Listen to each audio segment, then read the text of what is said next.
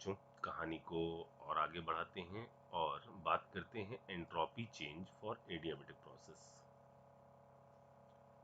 Entropy change for adiabatic process. ठीक है, अब इसके अंदर भी हम लोग उसी तरह से बात करते हैं। सबसे पहले रिवर्सिबल और देन इरिवर्सिबल। रिवर्सिबल वाला मुझे सबसे ज़्यादा पसंद है। तो पहला है for reversible process. For reversible process,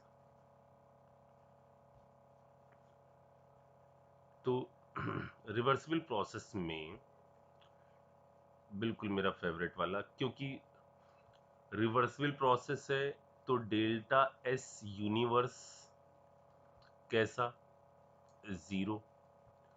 अच्छा, दोनों का सम जीरो आना है। एक्चुअली प्रोसेस के अंदर क्यू कैसा है, जीरो।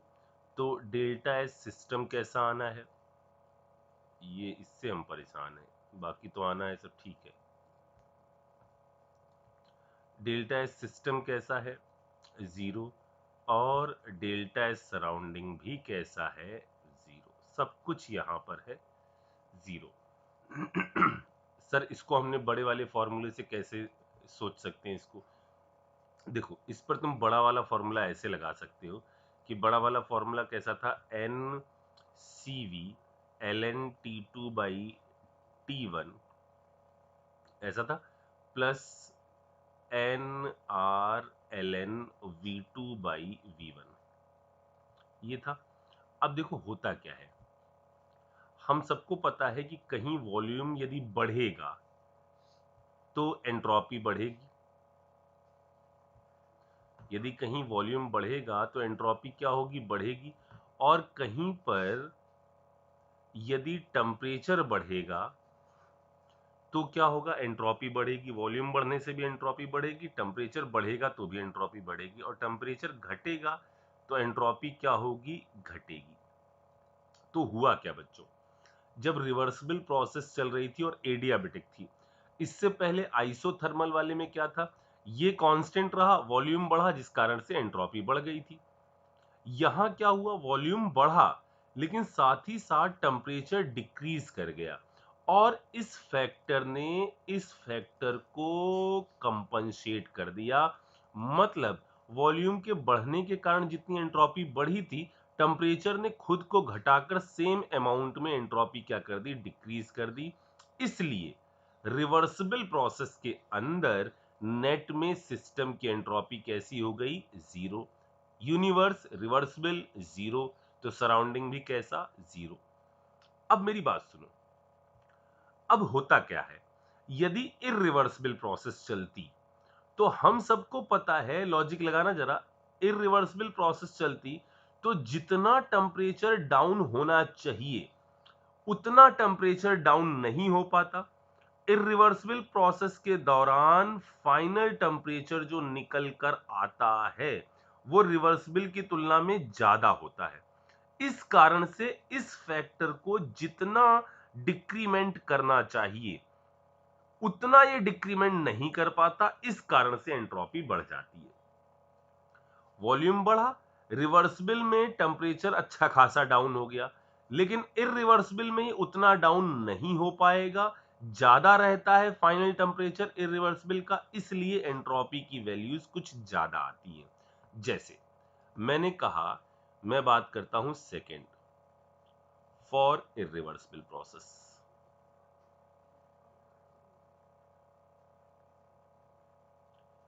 इरिवर्सिबल प्रोसेस, अब इरिवर्सिबल प्रोसेस हो रही है, हम सिस्टम का जीरो नहीं लिख पाएंगे डायरेक्टली। क्यों नहीं जीरो लिख पाओगे सर, ये तो आपका स्टेट फंक्शन है, कोई पाथ फंक्शन तो है नहीं, तो जैसा यहां वैसा यहां।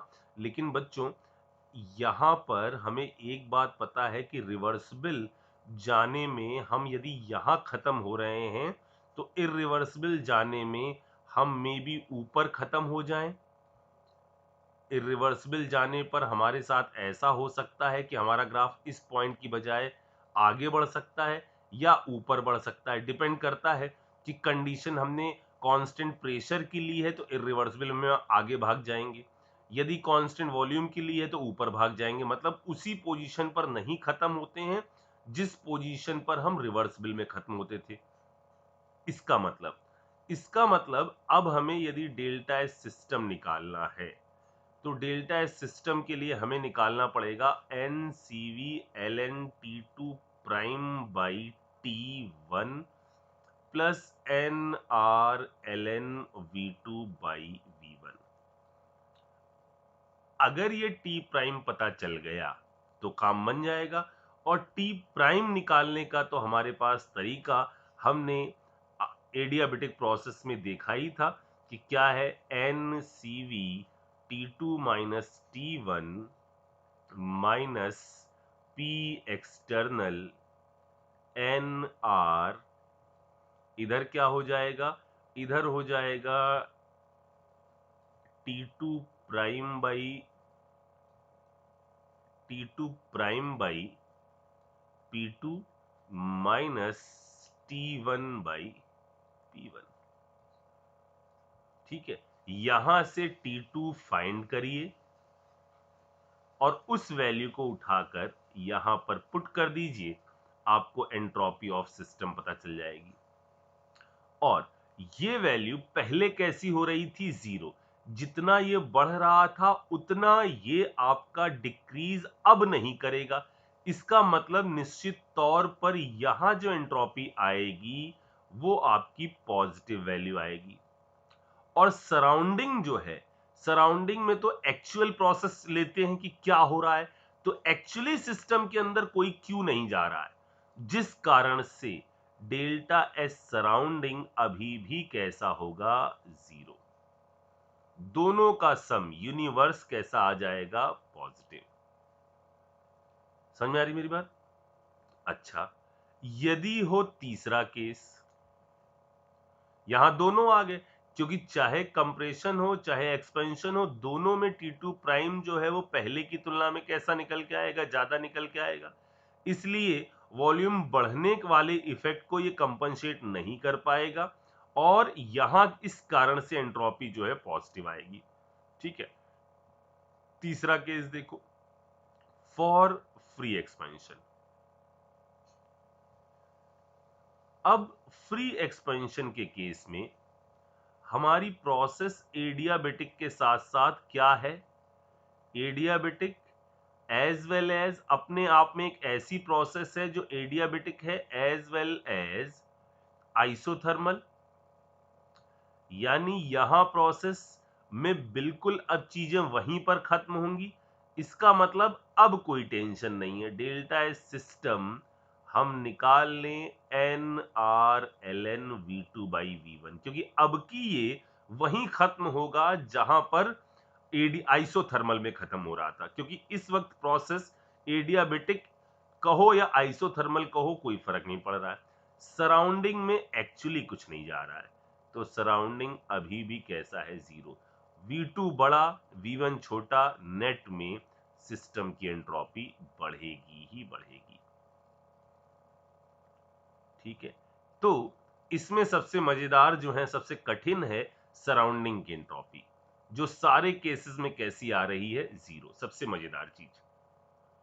ठीक, अच्छा, अब पहले तो आप एक सवाल लगा लो,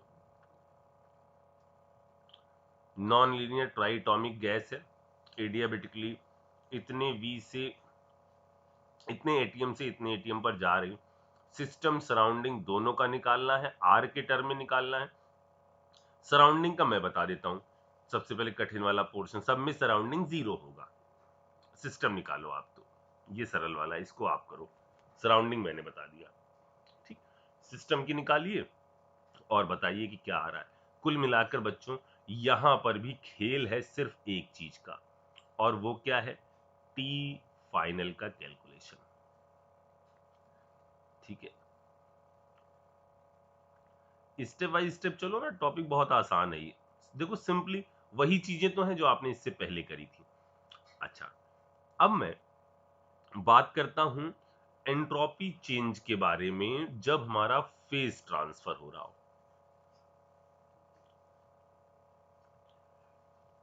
एंट्रोपी चेंज ड्यूरिंग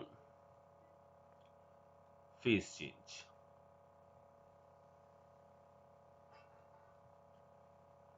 ठीक है, अच्छा, यहां पर जब हम फेज चेंज के बारे में बात कर रहे हैं तो जैसे हमने कहा H2O लिक्विड, ठीक है, ये चेंज हो रहा है H2O गैस में। ठीक है, 1 atm 373 केल्विन, 1 atm 373 केल्विन। देखो बच्चों, ये तो आपने पढ़ा ही है फिजिक्स में, ये तो बिल्कुल बेसिक चीज है जो आपने पढ़ी होगी कि यदि हम वाटर की जर्नी के बारे में बात करें, मान लो वाटर है -20 पर, आइस है, ठीक है, उसको आप हीट करते गए, यहां हम बात कर रहे हैं, मान लो इधर हम एंट्रोपी देख रहे हैं, ठीक है, और यहां हम टेम्परेचर देख रहे हैं। हमने -20 से कुछ चालू किया, हीट करते गए, हीट करते गए, एंट्रोपी बढ़ती जाएगी, बढ़ती जाएगी, बढ़ती जाएगी। ठीक है, यहां आप इसके अंदर एंट्रोपी चेंज कैसे निकाल सकते हो? एंट्रोपी चेंज वैसे ही निकाल सकते हो जैसे मैंने पानी की निकाली थी, hot water ms delta T लगाकर, यहां से यहां आ गए, एंट्रोपी बढ़ गई। अब हम कहां पहुंच गए? जीरो के लिक्विड पर पहुंच गए। यानी यहां आप फॉर्मूला क्या लगा सकते हो? यहां आप लगा सकते हो ms और dt बाई टी। कहां से कहां आ रहे हो? आप इसको केल्विन में चेंज कर लीजिएगा। -20 से आप आ रहे हो कहां पर? 0 डिग्री सेल्सियस पर। आप इसको केल्विन में चेंज कर लेना, ठीक है। प्लस इसके बाद क्या हुआ? यहां से यहां 0 डिग्री की आइस जो है, 0 डिग्री का आइस जो है वाटर में चेंज हो रहा है। तो इस जगह पर यदि हम एंट्रोपी के बारे में बात करें तो क्या कहते हो? एंट्रोपी में ऐसे आए या पहले जैसे चल रहे थे वैसे आए? तो बच्चों याद रखना, यहां पर एंट्रोपी के कर्व वैसे नहीं बनेंगे जैसे आपने पहले देखा था। एंट्रोपी में अब यहां आपको मिलेगी एक सडन जंप,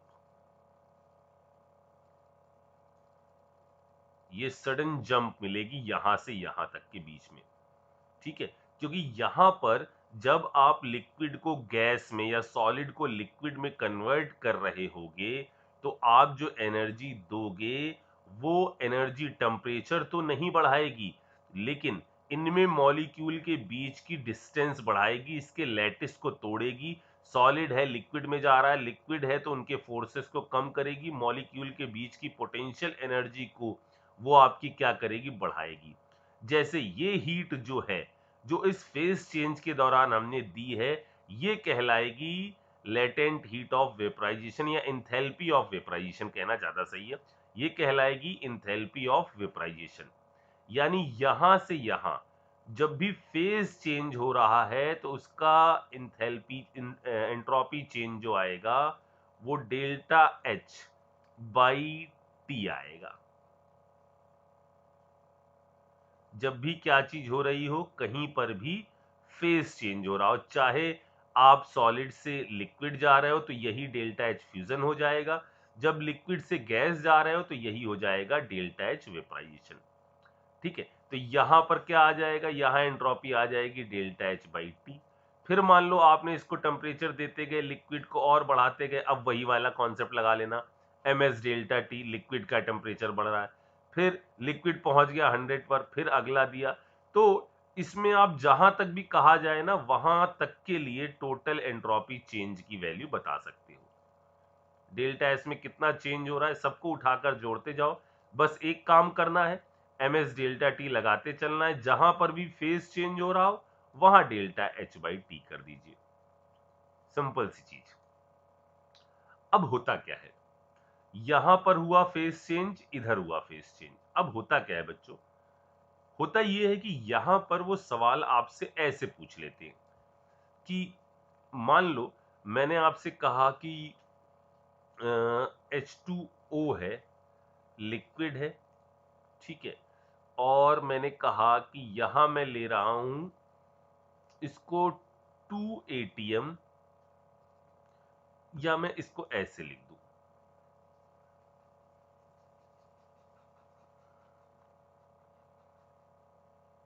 मैं बात कर रहा हूं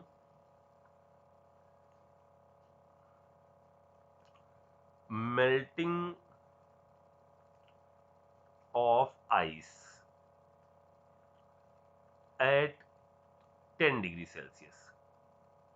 यानी हमारा कुछ ऐसा है, H2O है, ठीक है, ये सॉलिड में है, यहां पर आपका जो टेम्परेचर है वो है 10 डिग्री सेल्सियस, ठीक है।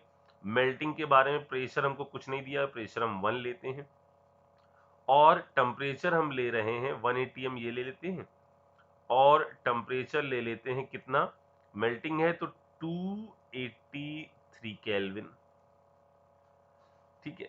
ये मेल्ट कर रहा है यहां से कहां में, H2O लिक्विड, प्रेशर 1 एटीएम और टेम्परेचर 283।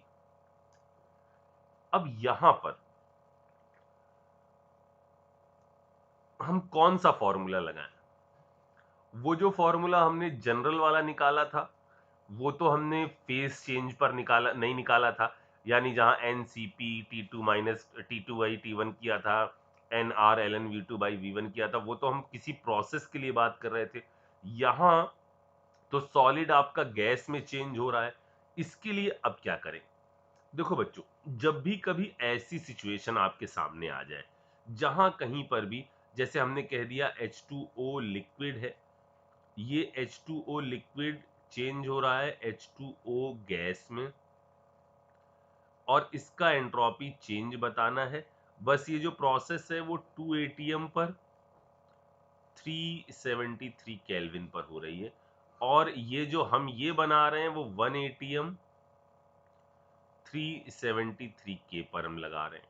इसका एंट्रोपी चेंज बताओ, इस प्रोसेस का डेल्टा एस की वैल्यू बताओ। देखो बच्चों, जब भी ऐसा होता है ना, तो आप ये जो प्रोसेस है ना, इसको कई सारे पाथ से जोड़ दो, इसको कई सारे पाथ से जोड़ दो, और उसमें होने वाला एंट्रोपी चेंज कैलकुलेट कर लो, वो इसके बराबर होगा। यानी यहां से यहां गए, अब यहां से यहां उन प्रोसेस के थ्रू जाओ जिसमें आप आराम से सारी वैल्यूज को निकाल सकते हो। जैसे H2O लिक्विड है, और इससे हम H2O लिक्विड में ही गए और हमने प्रेशर कर लिया 1 एटीएम, टेम्परेचर कर दिया 373। अभी क्या हम इसमें प्रोसेस वो वाला फॉर्मूला यूज कर सकते हैं? बिल्कुल, कोई फेज वेज चेंज नहीं हो रहा है। यहां पर हम क्या यूज कर सकते हैं? P2/P1 वाला कॉन्सेप्ट यूज कर सकते हैं।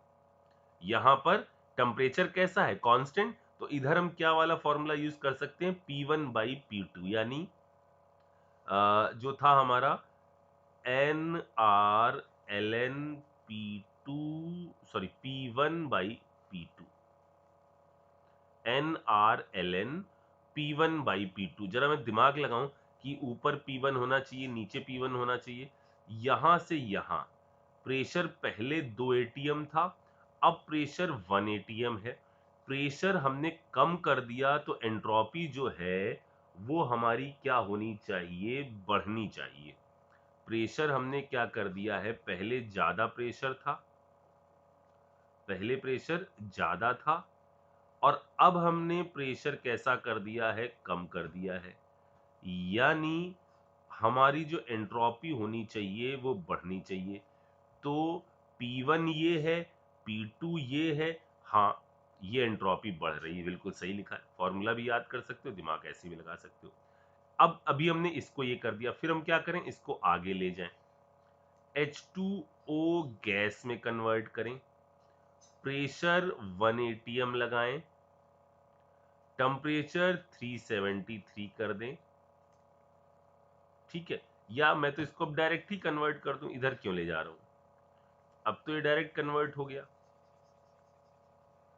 यहां से हम अब इसको डायरेक्ट यहां ले जाएं, ये तो एक ही स्टेप में काम हो गया।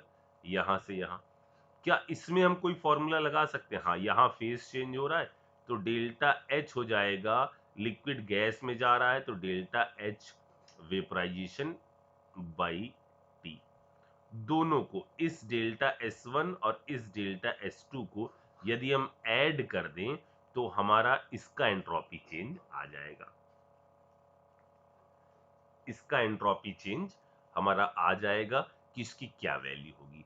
यहां पर भी आप एनर्जी दे रहे हो, यहां पर भी एंट्रोपी बढ़ रही है, इधर भी एंट्रोपी बढ़ रही है, नेट का एंट्रोपी चेंज पॉजिटिव आएगा। और वो कितनी वैल्यू आएगी उस पर भी आप यहां से प्रिडिक्शन ले सकते हो। या देखो ये पूछा गया मान लो 10 डिग्री पर, तो हम क्या करें, पहले हम टेम्परेचर बढ़ा लें, इस सॉलिड का टेम्परेचर जो है घटा लें। यानी यहां से हम लेकर गए इसको H2O सॉलिड में, प्रेशर कर लेते हैं 1 atm और टेम्परेचर कर लेते हैं कितना 273। ठीक, अच्छा, फिर इसको क्या कर दें, यहां से H2O लिक्विड में ले जाएं, प्रेशर 1 atm और टेम्परेचर जो कर लें वो 273 कर लें। फिर इसको उठाकर यहां ले जाएं, यानी इसके टेम्परेचर को बढ़ा लें, प्रेशर 1 atm और टेम्परेचर इतना। अब यहां से यहां क्या हुआ, यहां से यहां और यहां से यहां क्या चीज हुई है, इधर से इधर अगर हम एंट्रोपी का क्या जनरल फॉर्मूला लगा सकते हैं, बिल्कुल लगा सकते हैं। तो यहां क्या हो जाएगा, ये हो जाएगा NCln T2 by T1, NCln T2 by T1। यहां क्या हो जाएगा NCln T2 बाई T1। अब यहां लिक्विड है, यहां सॉलिड है, यहां लिक्विड है, इधर सॉलिड चेंज हो रहे हैं। यहां जो वैल्यू है T2 बाई T1, ये वैल्यू कितनी है NCln, फाइनली कितना है 283 बाई 273। यहां क्या है NCln, फाइनली कितना है 273 बाई 283। अगर Cp वैल्यूज दी जाएंगी तो हम उस हिसाब से सोचेंगे, नहीं तो हम ये एज्यूम कर लेंगे कि Cp वैल्यूज जो हैं वो सॉलिड और लिक्विड के केस में चेंज नहीं हो रही हैं, तकरीबन में सेम है। अगर दी जाएगी तो हम वैल्यू रख लेंगे, नहीं दी जाएगी तो हम बिल्कुल एज इट इज करके इसको और इसको उड़ा देंगे कि Cp वैल्यूज कैसी हैं, वो आपका सॉलिड और लिक्विड के लिए सेम है। यानी यहां के लिए तब हम वैल्यू डायरेक्ट कैलकुलेट कर लेंगे, ठीक है ना। अगर दी जाएगी तो हम उस हिसाब से सोच लेंगे कि भाई इस वक्त इतनी है, इस वक्त इतनी है। नहीं समझ आ रही मेरी बात, यहां पर ये जो टर्म आएगा ये Cp ऑफ सॉलिड होगा ना, जो भी जो मोलर हीट कैपेसिटी है सॉलिड की होगी, यहां लिक्विड की होगी। जनरली अगर कुछ नहीं पता होता है तो दोनों की सेम ले लेते हैं, अगर कुछ दी जाएगी तो उन वैल्यूज को यहां रख देंगे। तो यहां हमने क्या सीखा, यहां हमने सीखा कि अगर कोई अजीब सी सिचुएशन दे दी जाएगी तो उसको भी हम बहुत आराम से रिवर्सिबल पाथ से कनेक्ट कर लेंगे, और जो चेंज इसमें आएगा वही चेंज इसमें आएगा, क्योंकि ये क्या है, एक स्टेट फंक्शन है। तो जो ऊपर वाली से वैल्यू आएगी वही नीचे वाली से वैल्यू आ जाएगी। समझ में आ रही मेरी बात।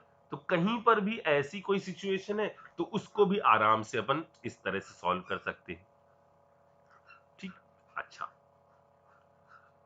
अगर आपसे मैं यहां पर अब कुछ सवाल पूछूं, जितना हम लोगों ने एंट्रोपी के बारे में डिस्कशन कर लिया, तो इसमें अपन ने एंट्रोपी सारी जगहों पर देख ली। कहीं पर कोई लिक्विड है उसका टेम्परेचर बढ़ाया जा रहा है, सेम तरीके से सॉलिड का टेम्परेचर बढ़ाया जा रहा है, उनके अंदर फेज चेंज हो रहा है, उनके अंदर आइसोथर्मल प्रोसेस चल रही है, उनके अंदर एडियाबेटिक प्रोसेस चल रही है, आइसोबारिक हो आइसोकोरिक हो, आप कहीं के अंदर भी टेम्परेचर चेंज निकाल सकते हैं, एंथैल्पी सॉरी एंट्रोपी चेंज निकाल सकते हैं, ठीक है। अच्छा, अब यदि मैं इसके अंदर कुछ क्वेश्चन के बारे में बात करूं, जैसे सबसे पहला ये सवाल, reversible isothermal ideal gas expansion, ये वाला आपको करना है। सब में सराउंडिंग सिस्टम जो अभी बताया उसको बैठकर सोचना है, आपको सोच सोच कर इसको करना है कि इसका क्या हो रहा होगा। उसके बाद ये है दूसरा, यहां डब्ल्यू क्यू और डेल्टा यू इनके साइन के बारे में बताना है। ठीक है, इसके अंदर मैं यदि आपसे बात करूं, पहले मैं सोचूं ये वाला आप बता सकते हो क्या? Reversible cooling of ideal gas at constant volume, बिल्कुल बता सकते हो ये वाला आप। ठीक है, कि यहाँ W क्या होगा, Q क्या होगा, डेल्टा U क्या होगा। चलो मैं बोलते चलता हूँ थोड़ा थोड़ा सा, आप एक बार ट्राई करना फिर इसको सुनना। Reversible cooling of ideal gas at constant volume. ठीक है, कांस्टेंट वॉल्यूम है, यानी पिस्टन में क्या लगा हुआ है, यहां ताला लगा हुआ है, ये ऊपर नीचे नहीं जा सकता। ठीक है, ऊपर नीचे नहीं जा सकता, वॉल्यूम कांस्टेंट है, तो PdV के हिसाब से वर्क तो इस प्रोसेस में होने वाला नहीं है। ये तो कैसा हो गया, जीरो। ठीक है, आप टेम्परेचर इसका डाउन कर रहे हो, आप इस पिस्टन को यदि हीट देते, यदि आप इसको हीट देते तो इसकी इंटरनल एनर्जी क्या होती, बढ़ती। फिलहाल आप इससे हीट ले रहे हो तो इसकी इंटरनल एनर्जी क्या होगी, घटेगी। यानी ये वैल्यू कैसी हो जाएगी, निगेटिव। आपको साइन प्रेडिक्ट करने क्या होगा, ये वैल्यू कैसी हो जाएगी, निगेटिव। ठीक है, ये जीरो, ये निगेटिव, तो ये भी कैसा होगा, निगेटिव। क्योंकि हीट फ्लो कहां हो रही है, हमसे कुछ जा रहा है, तो हमसे कुछ जाएगा तो वैल्यू कैसी आएगी, निगेटिव आएगी। ठीक है बच्चों, देखो मैं हर चीज बताता चल रहा हूं, ऐसा नहीं कि कोई भी चीज छोड़ छाड़ दी। हर चीज जो है, जो इंपॉर्टेंट है या जो कभी भी आ सकती है, तो वो मैं बताता चल रहा हूं, आप तो बस सुनते चलो। टाइम का लफड़ा मत रखो, हर चीज समझा दूंगा मैं। अब अगला क्या है, reversible isothermal expansion of ideal gas. ठीक है, आइसोथर्मल एक्सपेंशन है, ये तो मैं जीरो मार देता हूं। ठीक है, ये तो हो गया जीरो। एक्सपेंशन है तो वर्क डन बाई गैस है, तो ये हमने काम कर दिया, तो ये वैल्यू कैसी आ जाएगी, निगेटिव। हम अंदर बैठे हैं, ये निगेटिव, तो ये वैल्यू कैसी आ जाएगी, पॉजिटिव। इसमें भी कोई दिक्कत नहीं। ठीक है, adiabatic expansion of an ideal gas to vacuum. अच्छा, वैक्यूम में जा रहे हैं, मतलब ये चीज तो पक्का है, वर्क तो कुछ हो ही नहीं रहा। पी एक्सटर्नल कैसा है, जीरो। ठीक है, फ्री एक्सपेंशन एडियाबेटिक प्रोसेस है, तो एडियाबेटिक और आइसोथर्मल दोनों सेम होती है, ये भी हो गया जीरो। अब दो जीरो, तो ये कद्दू क्या कर लेगा, ये भी zero. Reversible melting of sulphur at is normal melting point, यानी सल्फर है और जैसे H2O होता है जिसका नॉर्मल आपका मेल्टिंग पॉइंट जो है वो डिफाइंड कहां पर है, 1 atm, और उसका जो मेल्टिंग पॉइंट है, तो सल्फर सॉलिड आपका कन्वर्ट हो रहा है सल्फर लिक्विड के अंदर। ठीक है, इस प्रोसेस के दौरान टेम्परेचर तो है वो तो कैसा रहा, फिक्स। लेकिन आप जो एनर्जी दे रहे हो, जो एनर्जी इस प्रोसेस के लिए दे रहे हो, जो कहला रही है डेल्टा एच ऑफ क्या, सॉलिड से लिक्विड जा रहा है ना, यानी डेल्टा एच ऑफ फ्यूजन। तो ये एनर्जी तो आप इसको दे रहे हो जिसको फ्यूजन के लिए काम आ रही है, और जो इसकी पोटेंशियल एनर्जी को बढ़ा रही है, यानी ये एनर्जी पॉजिटिव है, ये तो आप दे रहे हो। ठीक है, इंटरनल एनर्जी, तो काइनेटिक एनर्जी तो कैसी है, वो चेंज नहीं हो रही है, बट सॉलिड सॉलिड के मॉलिक्यूल जो पास मास में थे, अब वो लैटिस ब्रेक करके दूर दूर चले जा रहे हैं, तो पोटेंशियल एनर्जी बढ़ रही है। तो नेट में इंटरनल एनर्जी कैसी हो जाएगी, ये आपका इंक्रीज होगी, यानी ये वैल्यू भी पॉजिटिव है। ठीक है, ये पॉजिटिव, ये पॉजिटिव। अब वर्क के बारे में बात करते हैं, तो वर्क होता है minus P external V2 minus V1। ठीक है, यहां पर वाटर होता है तो कुछ लफड़ा आता है, सल्फर है, तो ये फाइनल वॉल्यूम क्या हो रहा होगा, बढ़ रहा होगा, लिक्विड का वॉल्यूम ज्यादा। इनिशियल वॉल्यूम कैसा कम, यानी ये वैल्यू पॉजिटिव, नेट में वर्क कैसा आ रहा होगा, ये आ रहा होगा निगेटिव। चेक करो। ठीक, अगला देखो, अगला है adiabatic expansion against vacuum. Vacuum के अगेंस्ट एडियाबेटिक एक्सपेंशन हो रहा है, तो इसमें कई सारी चीजें पूछी जा रही, सिस्टम की एंट्रोपी पर क्या फर्क पड़ेगा, इस पर क्या फर्क पड़ेगा, यूनिवर्स पर क्या, इस पर क्या।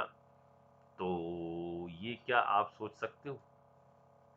तो वैक्यूम के अगेंस्ट यदि ये प्रोसेस हो रही है, तो इसके अंदर सिस्टम की एंट्रोपी क्या कहते हो? तो प्रोसेस है कैसी, adiabatic as well as isothermal, और एडियाबेटिक आइसोथर्मल यानी फ्री एक्सपेंशन वाला केस, यानी यहां आएगा क्या, n R l n V2 by V1, यानी सिस्टम की एंट्रोपी तो बढ़ेगी, सराउंडिंग की एंट्रोपी जीरो होगी, तो यूनिवर्स की तो पॉजिटिव होने वाली नहीं।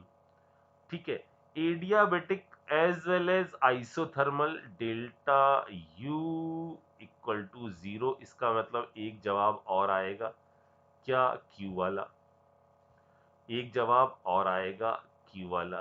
तो पी भी सही, क्यू भी सही, यूनिवर्स जीरो नहीं होगा, वर्क डन। तो एडियाबेटिक में क्यू यू, तो डब्ल्यू भी जीरो, क्यू तो जीरो हो ही गया, आइसोथर्मल है तो यू जीरो हो गया, क्यू जीरो यू जीरो, तो डब्ल्यू भी कैसा हो गया, जीरो। तो यहां आ गया पी क्यू एस। ठीक, melting of ice eight 1 atm 10 degree Celsius.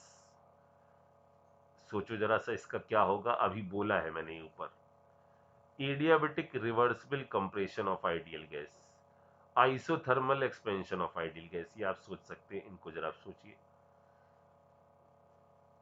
उसके बाद यहां वाले को एक सेकंड अभी आप रुक जाइए, इसके अंदर एक टर्म आ गया है डेल्टा जी वाला, जरा मैं उसके बारे में भी बोल दूं, फिर अपन इसको देखते हैं।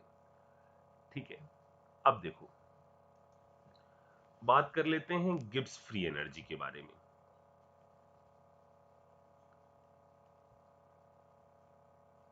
गिब्स फ्री एनर्जी के बारे में देखो, कोई भी प्रोसेस फिजिबल है या नहीं है, इसका पता करने के लिए हमारे पास एक लफड़ा था कि हम कहीं पर भी, जैसे मान लो कोई प्रोसेस कहीं चल रही है, तो उस प्रोसेस के लिए हमें दो काम करने पड़ रहे थे। एक तो उस प्रोसेस के लिए सिस्टम की एंट्रोपी निकालनी पड़ रही थी, और दूसरा उस प्रोसेस के लिए हमें सराउंडिंग की एंट्रोपी निकालनी पड़ रही थी। हम ये चाहते थे कि ये बार बार हमको दो दो एंट्रोपीज ना निकलनी पड़े, हम किसी ऐसे टर्म की फिराक में थे जो हमें एक साथ एक ही इंफॉर्मेशन से ये पता करवा दे कि पूरी प्रोसेस जो है वो आपकी स्पॉन्टेनियस है या नहीं है, ओवरऑल प्रोसेस में दो दो चीजें चेक ना करनी पड़े, इस पर और इस पे दिमाग ना लगाना पड़े, सीधे सीधे हम एक चीज पर जाएं और उससे ही हम क्या चीज कर लें, ये पता कर लें कि भाई प्रोसेस जो है स्पॉन्टेनियस है या नहीं है, फिजिबल है या नहीं है। तो हमने ऑन पेपर एक टर्म डिफाइन किया जी, जिसको गिब्स फ्री एनर्जी कहा। इसके बारे में बात कर चुके हम, ट्रक के अंदर गिब्स फ्री एनर्जी है जिसको आप सेंस कर सकते हो, सोल्यूशन के दौरान बोला था ये सारी चीजें, एक बार उसको देखिएगा, लिखा होगा आपने। एक टर्म हमने डिफाइन किया डेल्टा जी बराबर delta H minus T delta S का। ठीक है, अब ये चीज कैसे हमारी जो पूरे कॉन्सेप्ट है उसको कैसे सेटिस्फाई कर रहा है, क्या चीजें होती हैं, जरा इसको समझते हैं। पहले तो ये जो हमने फॉर्मूला लिखा हुआ उसमें सब चीज सिस्टम है, यहां ये चीज डेल्टा जो एस है वो सिस्टम का, टेम्परेचर जो है सिस्टम का, इंथैल्पी जो सिस्टम की है, और जो गिब्स फ्री एनर्जी है वो भी सिस्टम की है। ठीक है, तो जरा सा हम इसको थोड़ा सा अच्छी तरह से लिख लें, this equal to d H minus T d S S d T, ऐसे कर लेते हैं। डी एच को भी थोड़ा सा और अच्छे से लिख लेते हैं, सब पूरा बड़ा बड़ा फॉर्म में लिख लेते हैं। तो ये हो गया डी यू, और इसके लिए हम क्या कर दें, प्लस में पी डी वी माइनस का, सॉरी प्लस का वी डी पी। समझ में आ गया? Delta H equal to delta U plus delta P V था ना, इसको हम ऐसा लिख रहे हैं। डेल्टा जी, ये d U equal to P d V plus V d P, ऐसा कर लेते हैं। Minus T d S minus S d T, इतना आ गया। और एक काम करते हैं, इसको और ओपन कर लेते हैं। डेल्टा ये आ गया आपका Q प्लस डब्ल्यू, ये आ गया Q प्लस डब्ल्यू। तो W को हम लिख सकते हैं पी डी वी माइनस का, ये हो गया प्लस पी डी वी, ये हो गया वी डी पी, ये हो गया टी डी एस, ये हो गया एस डी टी। अगर हम बात करें at constant pressure and constant temperature, इसमें हम एक कंडीशन लगाते हैं। यदि प्रेशर कैसा हो, कांस्टेंट हो, और टेम्परेचर कैसा हो, वो भी कांस्टेंट हो। तो यदि टेम्परेचर कांस्टेंट हुआ तो ये उड़ा, ठीक है, ये उड़ा,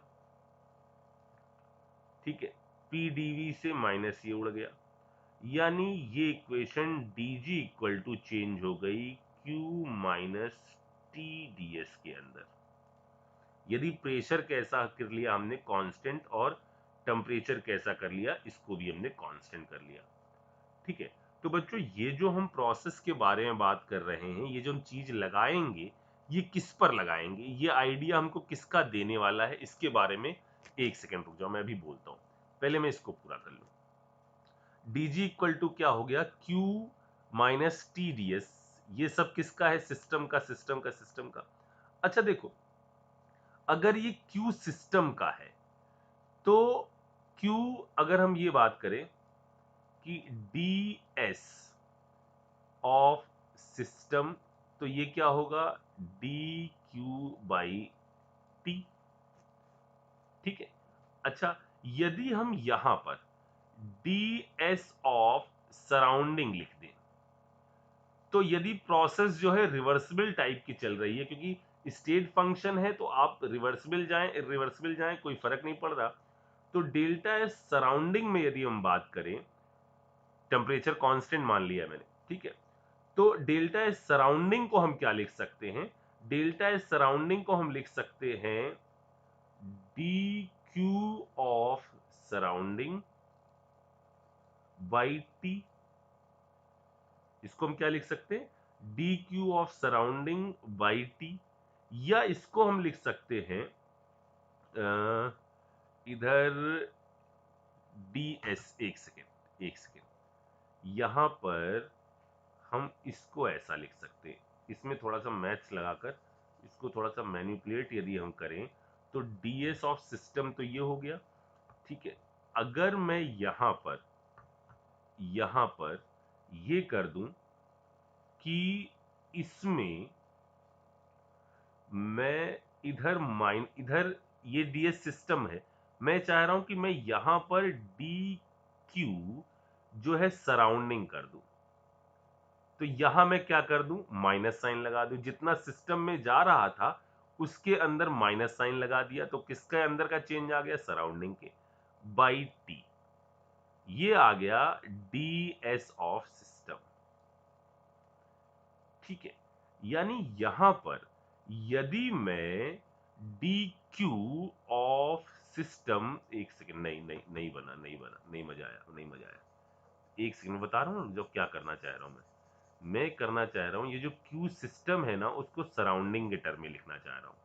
ये लिखना चाह रहा हूं कि ये जो क्यू सिस्टम है ना, ये वाला q system, d S equal to d q by T, यहां ये क्यू सिस्टम है, ठीक है। यदि, और ये भी क्या है, सिस्टम है, मैं करना चाह रहा हूं कि क्या मैं इस वैल्यू को, हाँ ठीक है ना, ऐसा कर लेते हैं इसको मैं ये लिख देता हूं dq सिस्टम, सिस्टम के अंदर एंट्रोपी चेंज, या इसको आप क्या कह सकते हो, this surrounding with minus sign. Temperature constant चल रहा है, प्रेशर कांस्टेंट है, यानी ये हो जाएगा dq by T of system, यानी यहां dq ऑफ सिस्टम क्या हो जाएगा, minus T ds of surrounding. तो देखो बच्चों हुआ क्या है, ये हमने क्या कहा था, सिस्टम का है ना, तो dg बराबर आ गया minus T ds of surrounding minus T ds of system. तो यानी dg बराबर आ गया, माइनस साइन हमने कॉमन ले लिया, ये आ गया है s of ds of universe. इसका मतलब जो g है ना, g उसने सिस्टम और सराउंडिंग को दोनों को अपने अंदर समेटे हुआ है, वो दोनों को एक साथ इनकाउंटर कर रहा है, दोनों को एक साथ अपने अंदर एब्जॉर्व किए हुए है। इससे आप डेल्टा एस यूनिवर्स डायरेक्टली पहुंच जाते हैं इसमें। यानी यहां से हमने सीखा क्या, यहां से हमने ये सीखा कि जो डीजी है यानी जो गिब्स फ्री एनर्जी है, यदि आप उसका प्रिडिक्शन कर लो तो आपको सिस्टम और सराउंडिंग का अलग अलग प्रिडिक्शन नहीं करना पड़ेगा। इससे आप सीधे सीधे ओवरऑल प्रोसेस के बारे में बता सकते हो कि डीजी का यदि यानी डेल्टा जी, यदि आपका डीजी की वैल्यू यदि हम बात करें ऐसे लिख लें कि change in Gibbs free energy, change in Gibbs free energy, change in Gibbs free energy, अगर ये वैल्यू कैसी है, change in Gibbs free energy यदि पॉजिटिव है तो क्या होगा, यूनिवर्स की एंट्रोपी कैसी होगी, वो बढ़ेगी, यानी प्रोसेस कैसी हो जाएगी, ये स्पॉन्टेनियस प्रोसेस होगी। ये प्रोसेस कैसी होगी, स्पॉन्टेनियस प्रोसेस होगी, खुद ब खुद होगी। अब मुद्दे की बात यह है कि ये फॉर्मूला लगेगा कब, ये फॉर्मूला तब लगेगा जब कांस्टेंट प्रेशर हो और कांस्टेंट टेम्परेचर हो। ये वहां नहीं लगा सकते, क्योंकि देखो अगर कोई प्रोसेस हो रही है, आपने प्रेशर कांस्टेंट कर दिया, टेम्परेचर कांस्टेंट कर दिया, मोल कांस्टेंट है, तो प्रोसेस क्या हो रही, कोई भी नहीं। यानी इसकी मदद से आप जनरली कहां पर बात करोगे कि ये प्रोसेस फिजिबल है या नहीं है, इसके टर्म में आप बात करते हो उन रिएक्शंस में जहां फेज चेंज होता है, या फेज चेंज हो रहा हो या केमिकल चेंज हो रहा हो, वहां पर आप इसके टर्म में बात करते हो। आप याद करो ये डेल्टा जी आप हमेशा कब पढ़ते हो, डेल्टा जी बराबर delta H minus T delta S, ये हमेशा आप किसी केमिकल इक्वेशन के लिए की इक्वेशन दी जाती है, किस टेम्परेचर के ऊपर ये स्पॉन्टेनियस है नहीं है, इसका यूज डेल्टा जी से प्रिडिक्शन जो होता है वो जनरली एक केमिकल रिएक्शन का होता है। अगर कोई केमिकल रिएक्शन नहीं चल रही है, कोई प्रोसेस हो रही है, तो वो प्रोसेस स्पॉन्टेनियस होगी या नहीं होगी, उसके लिए तो अपन को क्या करना पड़ेगा, वो जो हमने ऊपर सीखा कि सिस्टम का निकालो, सराउंडिंग का निकालो, नेट को सम करो, उससे गिब्स फ्री एनर्जी से आप एक ही बार में प्रिडिक्शन कर सकते हो, लेकिन वहां पर वैसी प्रोसेस नहीं होनी चाहिए आइसोथर्मल एडियाबेटिक, उनमें नहीं कर पाओगे, ये इनमें करते हैं अपन। मेरे ख्याल से बात समझ में आ गई। अब कोई केमिकल रिएक्शन कहीं चल रही है तो प्रोसेस स्पॉन्टेनियस है या नहीं है, तो उसके अंदर क्या होगा, आप डेल्टा एच ऑफ रिएक्शन बता सकते हो। कैसे, summation of enthalpies of product minus summation of enthalpies of reactant, इनको आप घटा दीजिए तो रिएक्शन की इंथैल्पी पता चल जाएगी। सिमिलरली पूरी रिएक्शन की एंट्रोपी भी इंडिविजुअल रिएक्टेंट की एंट्रोपी का डिफरेंस यानी entropy of summation of product minus entropy of summation of reactant. इससे ओवरऑल रिएक्शन की एंट्रोपी भी बताई जा सकती है। तो जैसे इंथैल्पी बताई जा सकती है, वैसे ही एंट्रोपी भी बताई जा सकती है। इतनी बात समझ में आ गई? अच्छा, तो कभी कभार इसके अंदर कुछ ऐसी चीजें, जैसे ये वाली चीज तो इंपॉर्टेंट है काफी ज्यादा, कि कोई रिएक्शन दी जाएगी, उसमें सबकी इंथैल्पी दे दी जाएंगी, ए बी, और ये कन्वर्ट हो रहा है कुछ सी डी में, सबकी इंडिविजुअल एंट्रोपी दे दी जाएगी, क्योंकि चीजों की इंडिविजुअल एंट्रोपी निकाली जा सकती है एब्सोल्यूट जीरो पर एंट्रोपी जीरो मानकर। क्या बोला सर आपने? मैंने कहा कि सब्सटेंस की एंट्रोपी एब्सोल्यूट जीरो पर जीरो मान लो, फिर डिफरेंस निकाल लो, जो डिफरेंस आएगा वो इसकी एंट्रोपी होगी। तो इसकी एंट्रोपी भी पता, इसकी भी पता, इसकी भी पता, इसकी भी पता। तो यदि पूरी रिएक्शन का करना है तो बस रिएक्शन के लिए क्या करना है, प्रोडक्ट की एंट्रोपी का सम कर लो माइनस रिएक्टेंट की एंट्रोपी का सम कर लो। तो इससे इस रिएक्शन की एंट्रोपी पता चल जाती है। जब रिएक्शन की पता चल गई, रिएक्शन का डेल्टा एच पता होता है, तो उस रिएक्शन का आप डेल्टा जी भी बता सकते हो। तो ये है जो मोस्ट इंपॉर्टेंट चीज है जो हम लोग कहीं पर भी लगाते हैं गिब्स फ्री एनर्जी का प्रिडिक्शन करने के लिए, वो किसी भी रिएक्शन के स्पॉन्टेनियस नेचर का प्रिडिक्शन करने के लिए। आपने ऐसे सवाल भी लगाए हैं कि इस टेम्परेचर से ऊपर, कौन से टेम्परेचर से ऊपर ये स्पॉन्टेनियस है, कौन से टेम्परेचर से नीचे ये प्रोसेस नहीं हो पाएगी, इस टाइप की चीजें भी हम लोग ने देख रखी है। अच्छा, अब एक चीज और देखो, गिब्स फ्री एनर्जी से रिलेटेड एक फॉर्मूला और है, लेकिन वो फिलहाल हमें जरूरत नहीं पड़ने वाली, इसलिए हम उसके बारे में बात करके अभी माहौल टेंस नहीं करना चाहते, उसको कभी देखेंगे यदि आगे जरूरत पड़ी तो अपने को, अभी फिलहाल इसकी जरूरत नहीं है। ठीक है। मैं आपसे अब एक चीज और बताता हूं यहां पर जो सीखनी चाहिए हम लोग को, और वो ये है कि एक जो हम लोग ने इक्वेशन पढ़ी है, डेल्टा जी बराबर delta G not plus R T l n K. ठीक है, ये इक्वेशन कहां से आई ये अपने सिलेबस में नहीं है, लेकिन इस इक्वेशन का थोड़ा सा यूज अपने पास है। देखो बच्चों, मान लो यहां मैंने आपसे कहा कि एक प्रोसेस हो रही है, इसको मैं ऐसे सिखाता हूं आपको,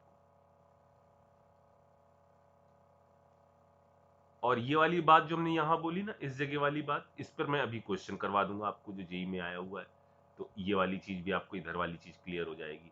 ये वाला जो मैंने डिस्कशन किया वो सिर्फ इसलिए कि हमने डेल्टा जी क्यों चुना, तो डेल्टा जी अपने आप में दोनों को इंक्लूड कर लेता है, जिस कारण से वो रिएक्शन के स्पॉन्टेनियस के होने के बारे में जानकारी देता है, लेकिन इसके लिए एक कंडीशन है कि ये होना चाहिए कहां पर, एट कांस्टेंट पी और कांस्टेंट टी, इस पर बात कर रहे हैं।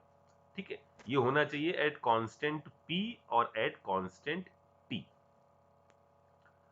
अच्छा, अब मैं थोड़ा सा इसमें और आगे बढ़ता हूं और ये वाली बात करते हैं।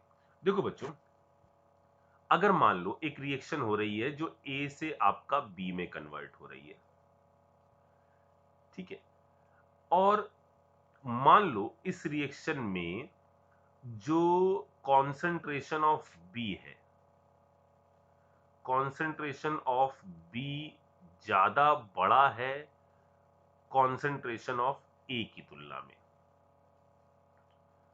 ठीक है, कॉन्सेंट्रेशन ऑफ बी जो है वो ज्यादा बड़ा है ए की तुलना में। इसका मतलब अगर ये रिएक्शन इक्विलिब्रियम में है, एट इक्विलिब्रियम, तो एट इक्विलिब्रियम इस रिएक्शन के अंदर जरा देखो क्या होगा, डेल्टा जी बराबर delta G not plus R T, M equilibrium पर बात कर रहे हैं, एट इक्विलिब्रियम, एल एन के, ये तो उड़ा। ठीक है, यानी डेल्टा जी नॉट बराबर आ गया माइनस RT ln और इधर आ गया प्रोडक्ट आ गया B और नीचे आ गया A। ये वैल्यू हमने कैसी कही है? ये हमने ग्रेटर देन 1 कह दी है, यानी डेल्टा G नॉट की वैल्यू कैसी आएगी? ये आएगी इस वक्त निगेटिव। सर ये बातें बिल्कुल झिल नहीं रही। एक सेकंड मेरी बात सुनो, तो एक सेकंड मेरी बात सुनो। जैसे मैंने कहा कि एक ग्राफ के बारे में बात करता हूं, ध्यान से सुनो, बस छोटी सी चीज है। एक ग्राफ के बारे में बात करता हूं, जो ग्राफ है डेल्टा जी और कॉन्सेंट्रेशन के बीच का, ये हम यहां ग्राफ बना रहे हैं। इधर हमने लिख दिया गिब्स फ्री एनर्जी, यानी डेल्टा जी इधर लिख दिया, ठीक है, या जी लिख लो, गिब्स फ्री एनर्जी लिख लो, चेंज तो आप ऑटोमेटिकली अगली स्टेप से सोच सकते हो। यहां मैंने लिख दिया जी, ठीक है, ये है गिब्स फ्री एनर्जी, यहां है मोल फ्रैक्शन,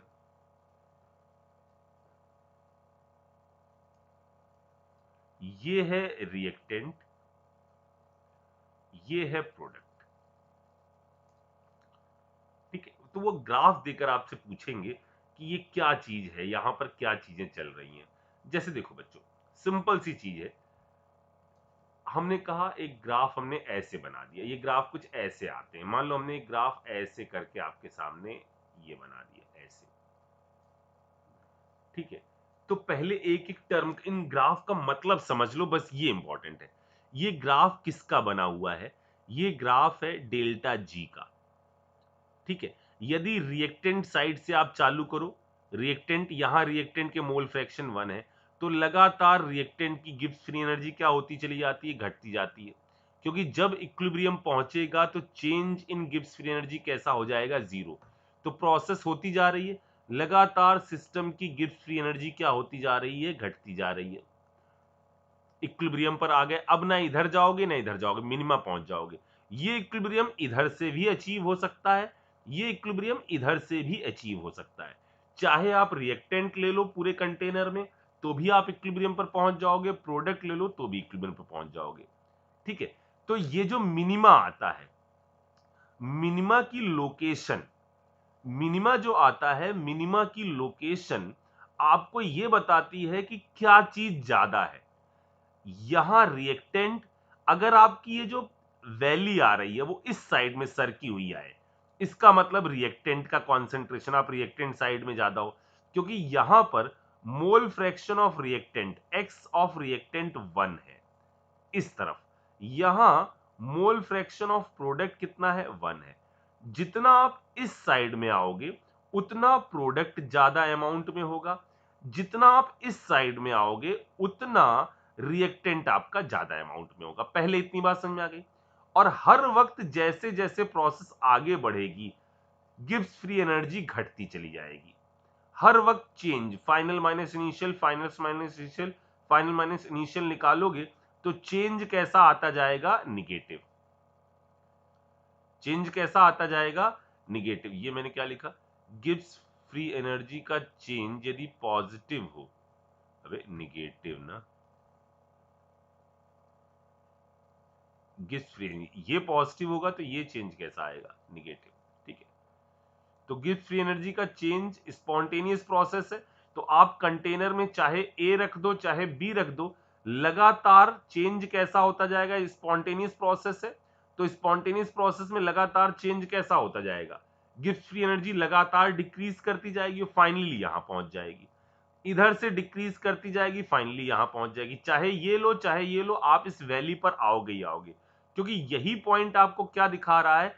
यहां पर पहुंचने पर इसके बाद change in Gibbs free energy, आप तो मिनिमा में पहुंच गए, यहां चेंज कितने के बराबर हो गया? 0 के बराबर हो गया। अब आ गया है क्या? इक्विलिब्रियम।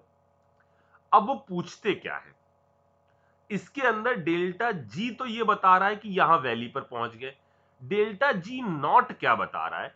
वो ये बता रहा है इनकी स्टैंडर्ड कंडीशन में गिब्स फ्री एनर्जी का चेंज, यानी ये बता रहा है Gibbs free energy of product minus Gibbs free energy of reactant. तो जरा देखो, Gibbs free energy of product कैसी वैल्यू है negative. Gibbs free energy of product कैसी वैल्यू है, पॉजिटिव। यानी यहां का गिब्स फ्री एनर्जी का जो चेंज आ रहा है, वो गिब्स फ्री एनर्जी का चेंज कैसा आ रहा है, ये आपका प्रोडक्ट यानी जिसकी गिब्स फ्री एनर्जी कम है, माइनस ऑफ रिएक्टेंट यानी जिसकी गिब्स फ्री एनर्जी ज्यादा है। तो डेल्टा जी की वैल्यू कैसी आ रही है, निगेटिव। अब जरा देखो, डेल्टा जी की वैल्यू, नॉट की वैल्यू यदि निगेटिव आएगी, ये यदि निगेटिव है तो इस वैल्यू को क्या होना पड़ेगा, ये यदि निगेटिव है तो इस वैल्यू को क्या होना पड़ेगा, पॉजिटिव। यानी ये वैल्यू जो है शिफ्ट होगी इस साइड की तरफ। इट मींस यदि मैं दूसरे केस के बारे में बात करूं, जिस केस में मैं इसको ऐसा बना देता हूं,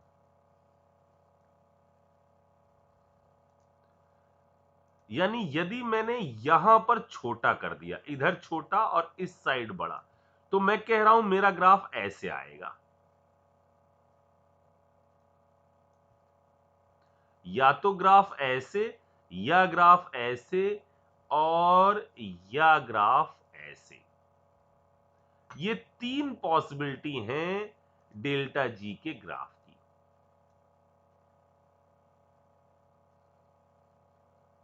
अब आपको थोड़ा सा, अगर आपने पेशेंस रखा होगा ना, तो अब आपको झिलने लगा, अच्छा ये बताना चाह रहे हैं।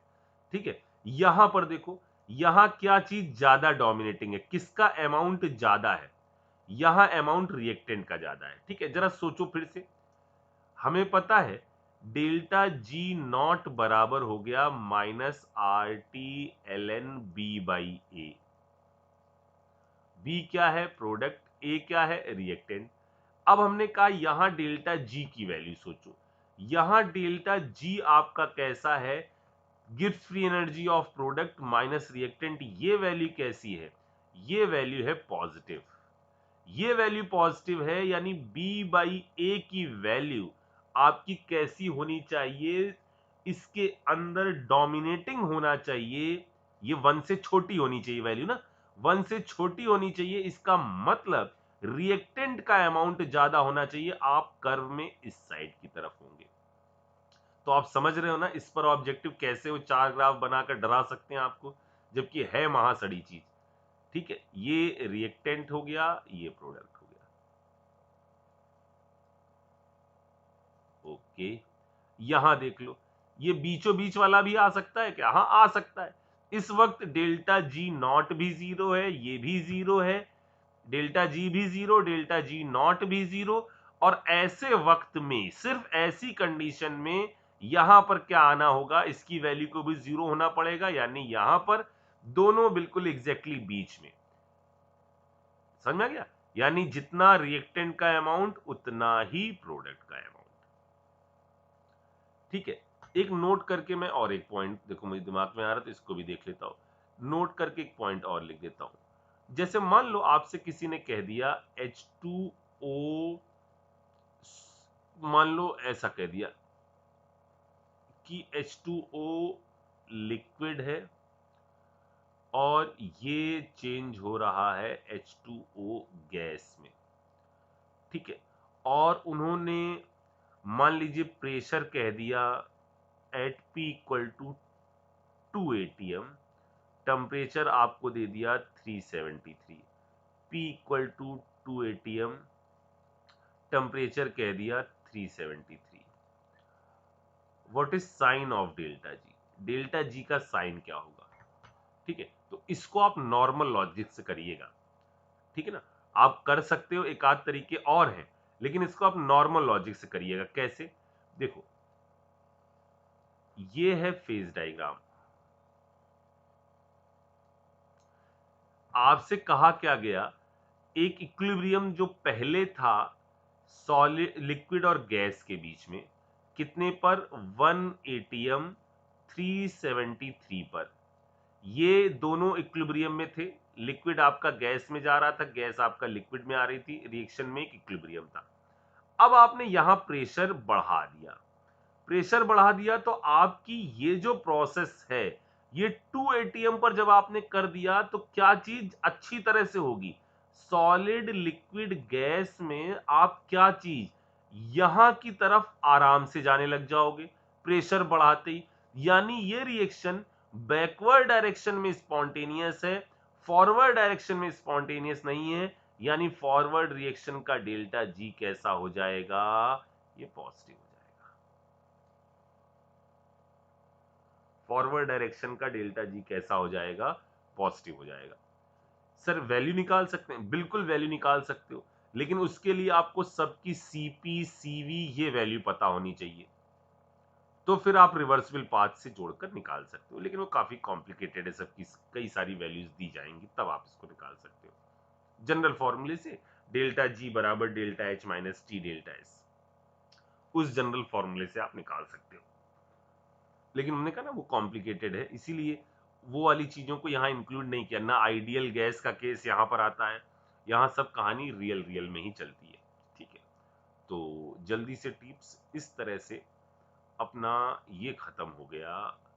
अच्छा एक सेकंड एक सेकंड एक सेकंड, ऊपर चलो ऊपर चलो ऊपर चलो ऊपर चलो इस पर बात करते हैं। Freezing of water at 273 and 1 atm, water freeze हो रहा है, H2O आपका लिक्विड कन्वर्ट हो रहा है H2O सॉलिड के अंदर। ठीक है, कंडीशन तो सारी इक्विलिब्रियम वाली ही दी गई है। इस प्रोसेस के दौरान पहले एक एक करके सोचते हैं। फ्रीज हो रहा है तो इसका मतलब लिक्विड क्या कर रहा होगा, इसको आप एनर्जी देते हो तो इधर आता है, यानी लिक्विड ने एनर्जी बाहर फेंकी होगी। लिक्विड ने एनर्जी क्या करी होगी, बाहर फेंकी होगी। इसका मतलब ये तो कहेंगे नहीं हम, इसको तो बिल्कुल हटा दो। ठीक है, दूसरे वाले के बारे में W क्या हो रहा होगा।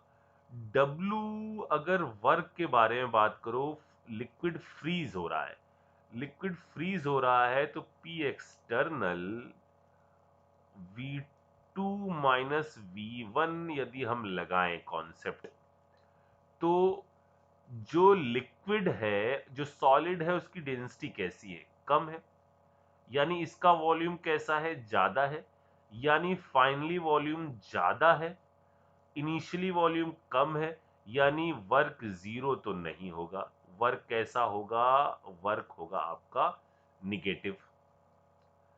यहां वॉल्यूम कैसा है, बाद वाले का सॉलिड है ना, तो बाद वाले का वॉल्यूम कैसा, ज्यादा, ये कम, माइनस पी एक्सटर्नल दिस, तो ये वैल्यू कैसी आएगी, नहीं तो ये दोनों तो नहीं होने वाले। अब बात करते हैं डेल्टा एस ऑफ सिस्टम।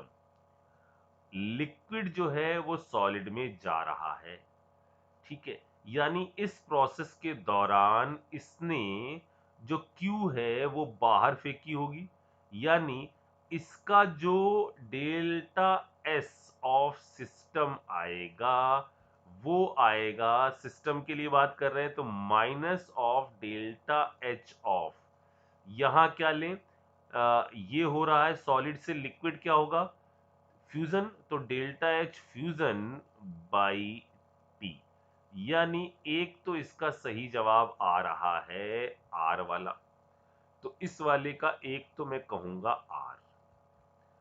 और आगे चलते, नहीं नहीं नहीं नहीं ये जीरो नहीं, डेल्टा जी प्रोसेस कैसी है, रिवर्सिबल है। इस जगह पर वो तो इक्विलिब्रियम वाला ही केस है, जब सॉलिड और लिक्विड कहां पर है, इक्विलिब्रियम। तो इस वक्त डेल्टा जी की वैल्यू कैसी होगी, इस वक्त डेल्टा जी आपका होगा जीरो, तो पहले वाले का सही जवाब है R T. Expansion of 1 mole of an ideal gas into vacuum under isolated condition, ये आप बताओ। 1 मोल ऑफ आइडियल गैस है आइसोलेटेड कंडीशन में, इसको वैक्यूम में इसका एक्सपेंशन हो रहा है, ये वाला आप बताओ इसका क्या आ रहा होगा। Mixing of equal volume of two ideal gases at constant temperature, दो आइडियल गैसेस हैं, कांस्टेंट टेम्परेचर पर उनको आप आपस में मिला रहे हो, एंड प्रेशर, टेम्परेचर भी कांस्टेंट, प्रेशर भी कांस्टेंट, आइसोलेटेड कंटेनर है। आइसोलेटेड कंटेनर है तो एक तो मैं इसमें पी कह दूंगा, कोई हीट एक्सचेंज नहीं हो रहा, ठीक है। पी हो गया कैसा, जीरो। एस हो गया कैसा, आइसोथर्मल प्रोसेस चल रही, कांस्टेंट टेम्परेचर, ये हो गया जीरो। ये हो गया जीरो, ये वाला हो गया जीरो, तो क्यू भी हम कह दें ये भी हो गया जीरो। तो ये तीन चीजें तो हो गई जीरो। अब ये हमने सोच लिया, ये हमने सोच लिया, ये हमने सोच लिया, ठीक है। अच्छा, अब दो गैस यदि मिक्स हो रही हैं, दो गैस यदि मिक्स हो रही हैं, तो मिक्सिंग के दौरान तो कहीं पर भी एंट्रोपी जो है वो बढ़ेगी। मैंने सॉल्यूशन में भी बताया था कि जब भी कभी चीजें मिक्स होती हैं तो उस दौरान एंट्रोपी क्या होती है, रैंडमनेस बढ़ती है। तो ये तो आने वाला नहीं है, ये तो आने वाला नहीं है, ठीक है। क्योंकि एंट्रोपी क्या होगी, सिस्टम की बढ़ेगी बढ़ेगी। पहले जो गैस है वो एक कंटेनर में थी, अब वो गैस जो है इस कंटेनर में भी है, अगले कंटेनर में भी है, तो एंट्रोपी जो है वो बढ़ेगी। गिब्स फ्री एनर्जी पर क्या मिक्सिंग करी जा रही है, तो दो गैसेस आपस में मिक्स करी जा रही हैं, तो इस प्रोसेस का तो डेल्टा जी कैसा होगा, निगेटिव। बिल्कुल वही लिक्विड सॉल्यूशन के हिसाब से सोच लीजिए, दो चीजें मिक्स करी जा रही हैं तो प्रोसेस तो खुद ब खुद होनी है, उसमें आपको खड़ा रहने की जरूरत थोड़ा ना, प्रोसेस अपने आप ऑटोमेटिकली होनी है। तो इसका डेल्टा जी जीरो नहीं आएगा बल्कि निगेटिव आएगा, ठीक है। अच्छा, अगला कहा जा रहा है, मतलब ये वाला सी मैंने बता दिया, डी क्या कहा जा रहा है। डी है reversible heating of hydrogen. Hydrogen को हीट किया जा रहा है 1 atm from 300 K to 600 K, followed by reversible cooling to 300। मतलब एक हम प्रोसेस कर रहे हैं 1 atm पर, हम यहां से लेकर कहीं पर इसको गए, प्रेशर हमने बढ़ाया, सॉरी प्रेशर हमने सेम रखा है, टेम्परेचर हमने क्या किया, बढ़ाया, और वापस हम वहीं पर आ गए। यानी ये तो जहां से चले थे वहीं आ गए, इसी पॉइंट पर, ठीक है। इसी पॉइंट पर आ गए तो इसका मतलब इस प्रोसेस का डेल्टा यू कैसा, जीरो। इस प्रोसेस का, ये सारे जो पहले ये वाले फंक्शन है उनको देख लो, इस प्रोसेस का डेल्टा जी कैसा, जीरो। इस प्रोसेस का डेल्टा एस कैसा, इस यहीं पर गए और यहीं पर वापस चले आए, तो लास्ट वाले में रिवर्सिबल कूलिंग टू दिस, तो डेल्टा यू कैसा, जीरो। डेल्टा एस कैसा, जीरो, जीरो होगा ना, अच्छा ये नहीं आएगा। डेल्टा एस कैसा, जीरो, ये सब तो हो गए जीरो। अच्छा, अब जरा हम बात कर लेते हैं, अभी आंसर लिखते हैं।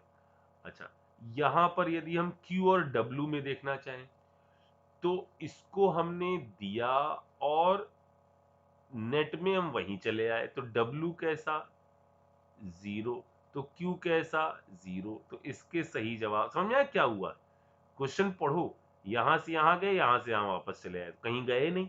यहां का क्या क्या हो जाएगा, इसका हो जाएगा एक तो P, एक हो गया Q, R नहीं होगा, बाकी सब होंगे। ये सवाल जी एडवांस का है।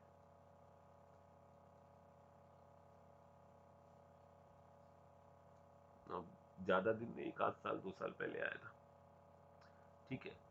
जल्दी टिप्स, और इसी के साथ अब मैं कहता हूं कि ये वाली चीजें निपट गई। टिप्स बच्चों, टिप्स।